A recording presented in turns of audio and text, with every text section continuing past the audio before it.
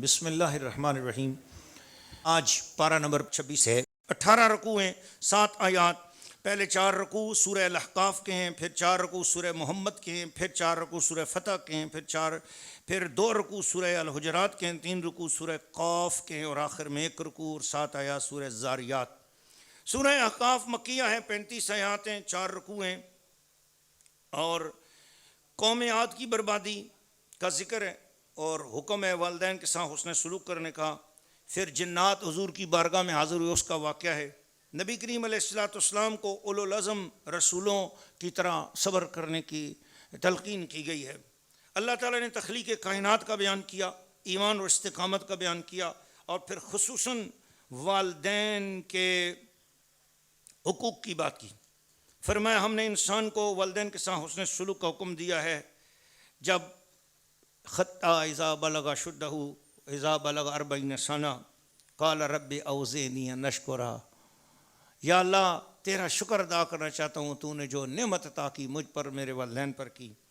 تو انسان جتنا بڑا ہوتا جاتا ہے اتنا والدین کا فرمانبردار ہوتا جاتا ہے۔ یہ شریف آدمی، اس کی یہی عادت ہے۔ آج جتنا بڑا ہو گیا، بیوی کیا آ گئی، ماں کی حیثیت چھوڑ دی۔ یاد رکھنا نا، مسلمان کے لیے سب سے اہم مسئلہ ہے، شادی ہو گئی، بیوی کا حق بھی ادا کر، مگر ماں باپ کی عزت بہت بڑی ہے، ماں باپ کی عزت ہمیشہ بلند رکھو۔ تو اسی بیلنس کا نام اسلام ہے۔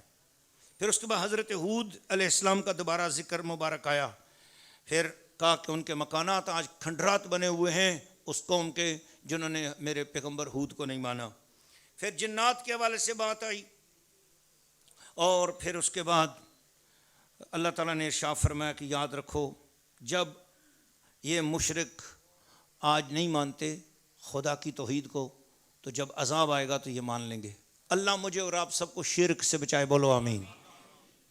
سورہ محمد شروع ہوتی ہے، مدنی صورت ہے، اس کے اندر 38 آیات ہیں، 4 رکوع ہیں۔ میرے پورے قرآن مجید کے اندر جب سورہ محمد کے حوالے سے جب میں نے پہلی بار درس دیا تھا، تو میرے چھوٹے بھائی انگلینڈ میں ہوتے ہیں آج کل، یو کے میں اس وقت کراچی میں تھے، تو اس محبت میں آ کے 2 دنوں میں نے پوری سورہ محمد زبانی یاد کر لی تھی۔ میں نے کہا پورے قرآن مجید کے اندر چونکہ اللہ نے اپنے محبوب کے نام کی سورت شروع کی تو محمد میم سے شروع ہوتی ہے نا، تو ہر آیت کا اختتام اللہ نے میم پر کیا ہے۔ بڑی پیاری صورت ہے۔ میں نے کہا اس کے اندر اللہ تعالیٰ نے بڑے پیار سے باتیں کی ہیں۔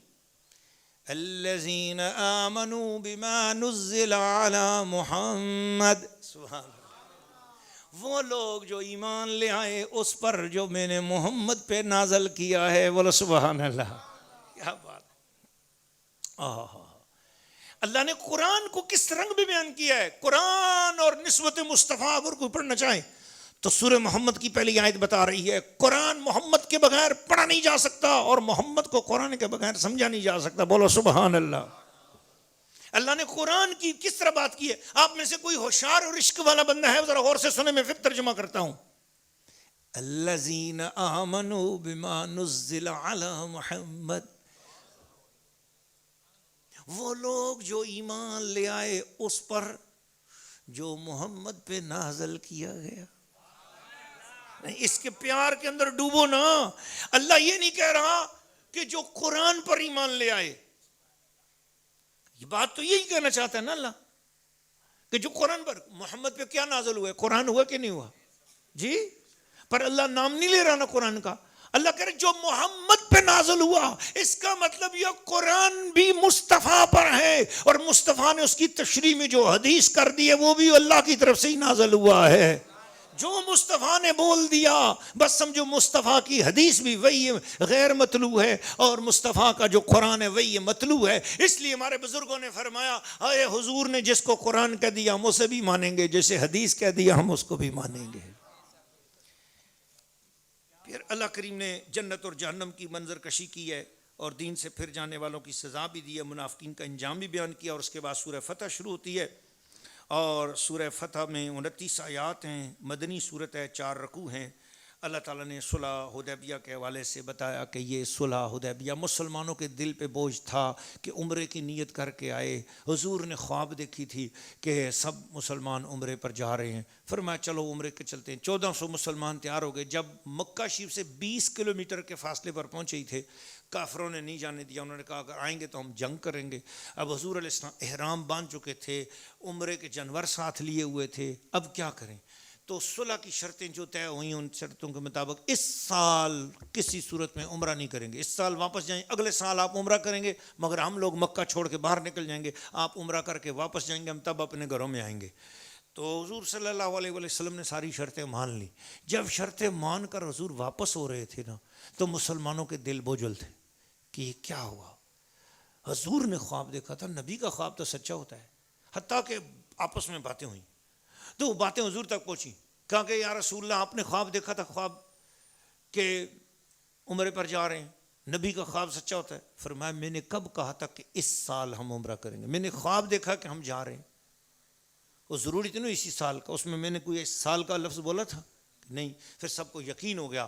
چنانچہ اس وقت جب دیکھا کہ مسلمانوں کے دل پریشان ہو رہے ہیں, اللہ نے سورہ فتح نازل کی. فرمایا انا فتحنا لک فتحا مبینا, اے حبیب ہم نے آپ کو روشن فتح عطا کر دی ہے. دیکھنے میں یہ صلح حدیبیہ ہے, آپ کی شکست محسوس ہو رہی ہے, سونے اسی میں آپ کی فتح موجود ہے. اور فرمایا لیغفر لک اللہ ما تقدم من ذنبک وما تأخر, سونے اللہ تعالیٰ نے نیت کر لی ہے, اللہ کا ارادہ ہو گیا ہے, اور اللہ نے یہ چاہا ہے کہ آپ کے صدقے, آپ کے اگلوں اور آپ کے پچھلوں کے اللہ سب کے گناہوں کو معاف فرما دے گا.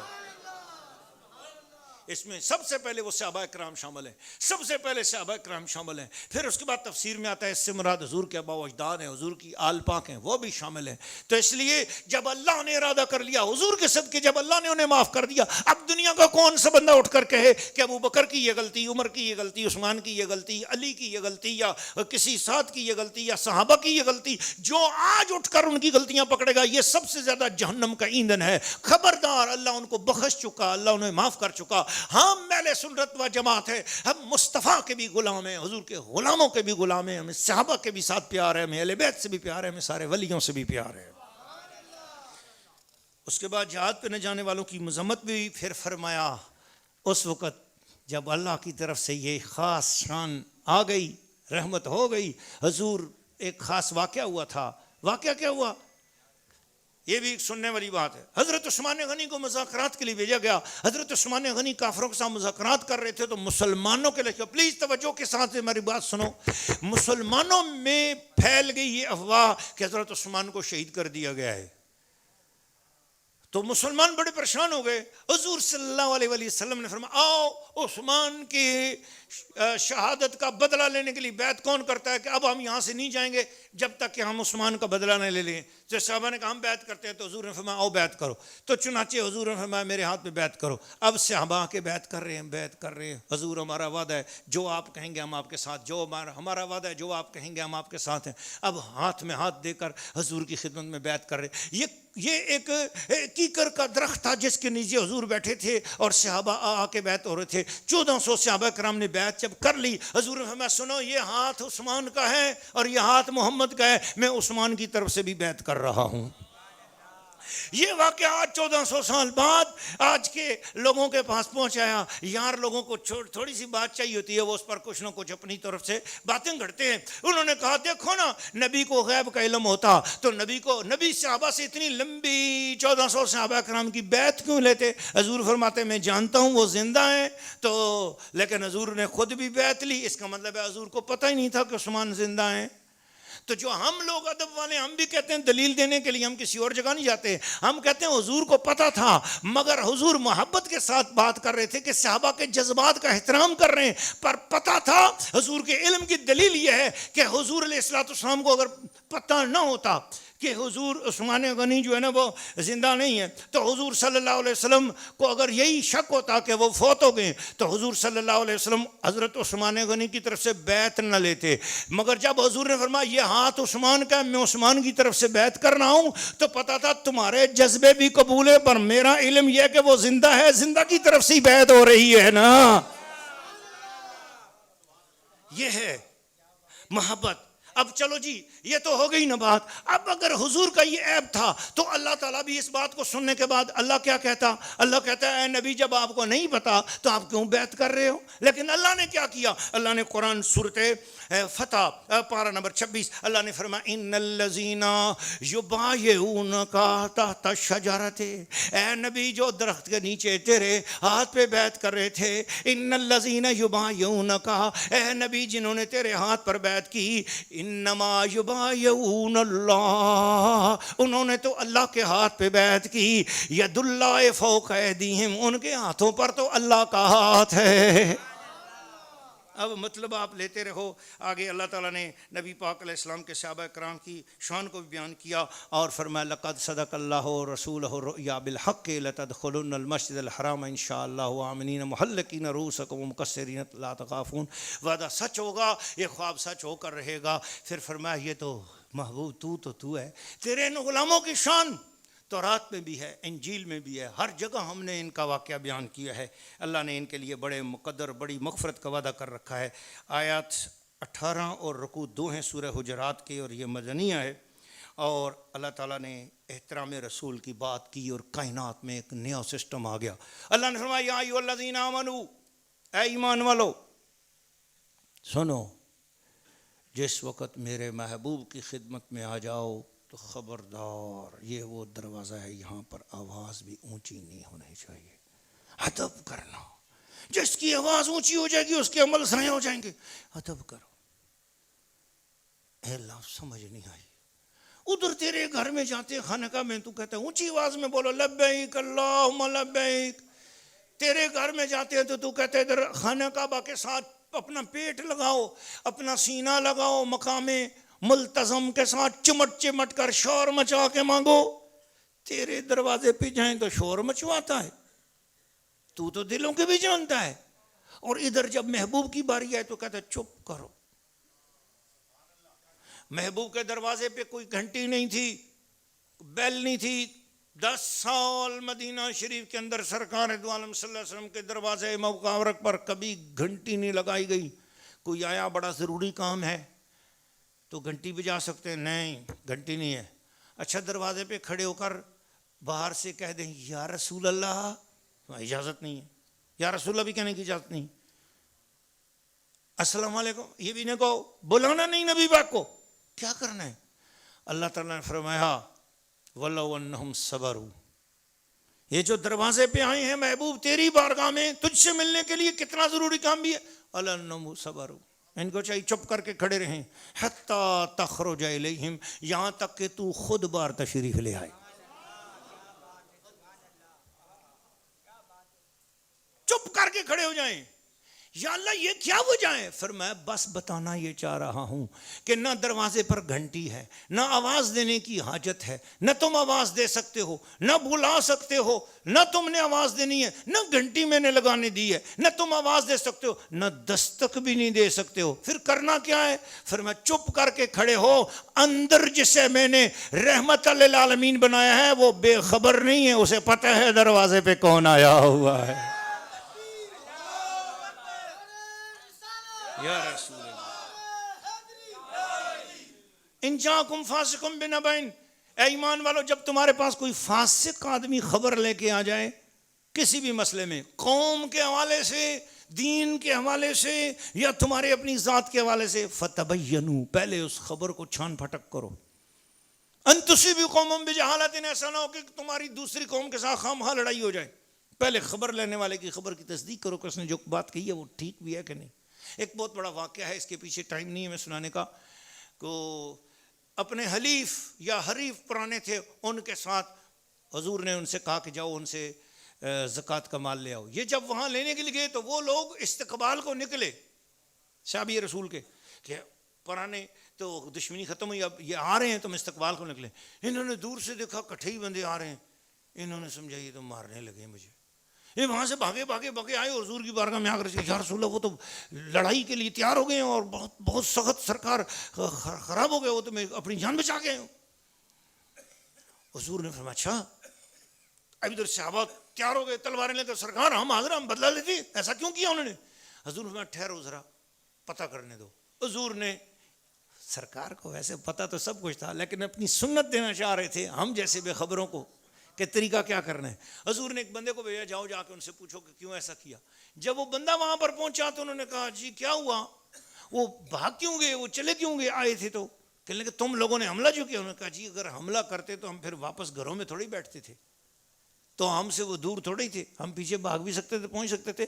ہم سارے نکلے ان کے استقبال کے لیے کہ شکر ہے ہماری دشمنی دوستی میں بدلی ہے، ہم استقبال کے لیے نکلے ہیں۔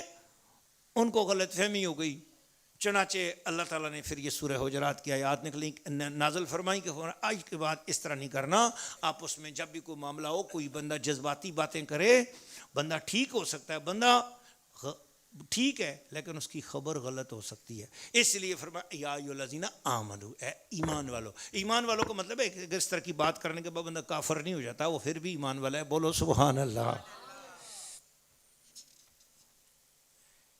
معاشرتی آداب بتائے کہ اے ایمان والو لا یسخر، تم میں سے ایک دوسرے کی مسخرت نہ کیا کرو، یعنی مطلب ایک دوسرے کے مسخری نہ اڑاؤ، مذاق نہ اڑاؤ۔ جو بندہ کسی دوسرے کا مذاق اڑائے گا ایک وقت ایسا آئے گا کہ اللہ تعالیٰ اس حالت میں اس کو بھی لائے گا، اور اس کے ساتھ بھی لوگ اس طرح مذاق اڑائیں گے۔ اس لیے کسی کے ساتھ مذاق مت اڑاؤ، فرمایا ہو سکتا ہے تم جس کا مذاق اڑا رہے وہ تم سے زیادہ اچھا ہو اللہ کے نزدیک۔ اس لیے ایک دوسرے کے برے نام نہ رکھو، برے نام سے مت پکارو، ایک دوسرے کے عیبوں کی ٹو میں بھی نہ لگو۔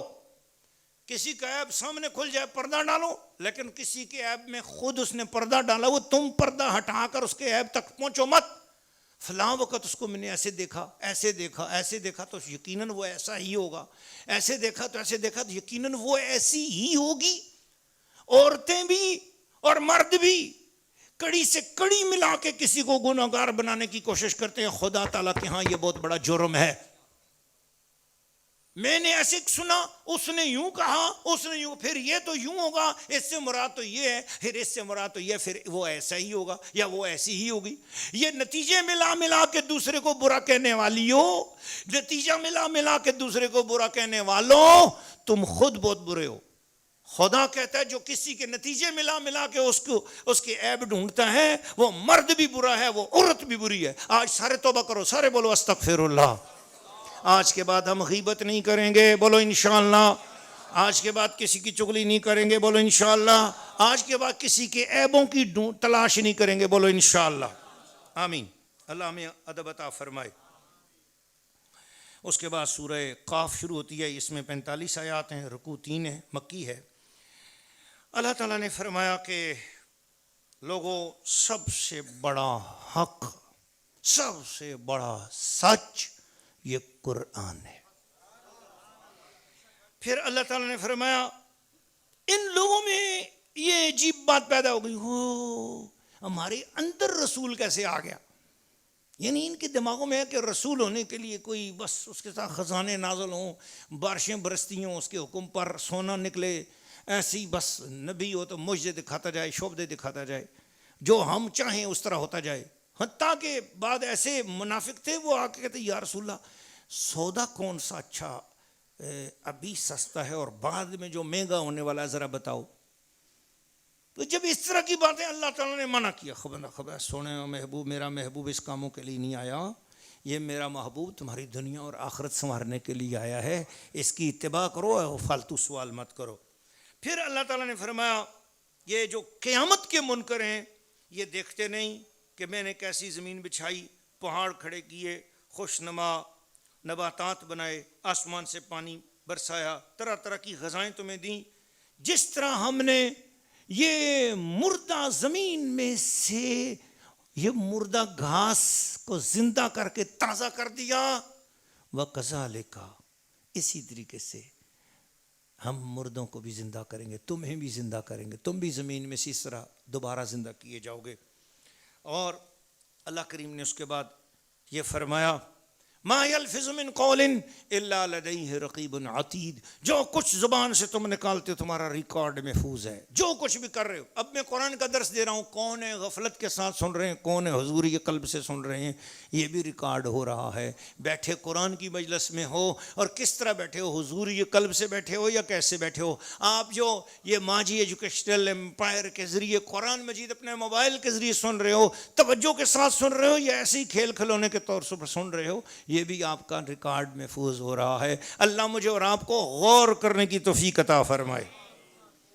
عذاب آخرت سے نجات کے لیے فرمایا یاد رکھ لینا کہ تم اللہ تعالیٰ کے حضور صبح اور شام کو تسبیح کرتے رہا کرو، ورنہ یہ دوزخ عالم تعالیٰ آتے، کیا تو بھر گئی ہے، بولے گی حل من مزید، اللہ اور بھی دوزخی لا، اور بھی لا، میں جلانے کے لیے بھی انسانوں کے لیے میرے پاس بہت بڑی آگ ہے، اور بھی لا۔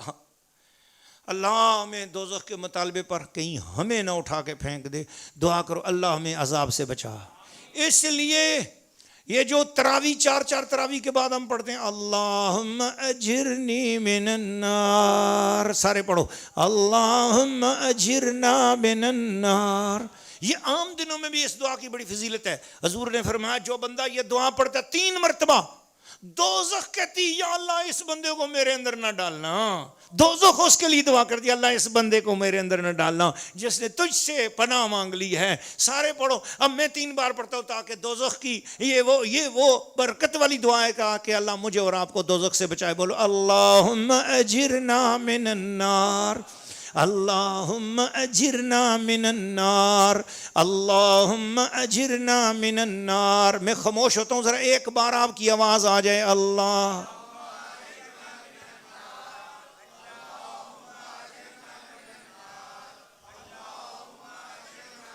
بولو آمین۔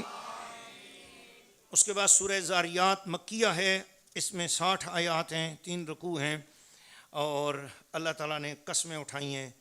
فرمایا والذاریات ذروا، قسم ہے محبوب کے ساتھ، میرے محبوب کے ساتھ صحابہ کرام جو چلتے ہوئے ان کے گھوڑے جو مٹی اڑاتے ہیں نا، مصطفیٰ کے جہاد والے مجاہدین کے قدموں کی، ان کے گھوڑوں کی ٹاپوں کی قسم اور اڑنے والے غبار کی بھی قسم، سبحان اللہ۔ پھر فرمایا یہ جو بارشیں برسانے والے فرشتے ہیں ان کی قسم، پانی پر تیرنے والی بادبانی کشتیوں کی قسمیں۔ اللہ تعالیٰ فرما رہا ہے سنو، مرنے کے بعد کی زندگی برحق ہے، سارے بولو برحق ہے۔ قیامت، سارے بولو برحق ہے۔ مرنے کے بعد کی زندگی برحق ہے، قبر کی زندگی برحق، برزخ کی زندگی برحق ہے۔ ارے ہمیں اس زندگی پر شک ہے لیکن موت برحق ہے۔ پھر اس کے بعد حضرت ابراہیم علیہ السلام کا جو مہمان بننے والے فرشتے تھے ان کا تذکرہ فرمایا۔ اسی کے ساتھ ہمارا 26واں پارہ ختم ہوا۔ وما علینا الا البلاغ المبین۔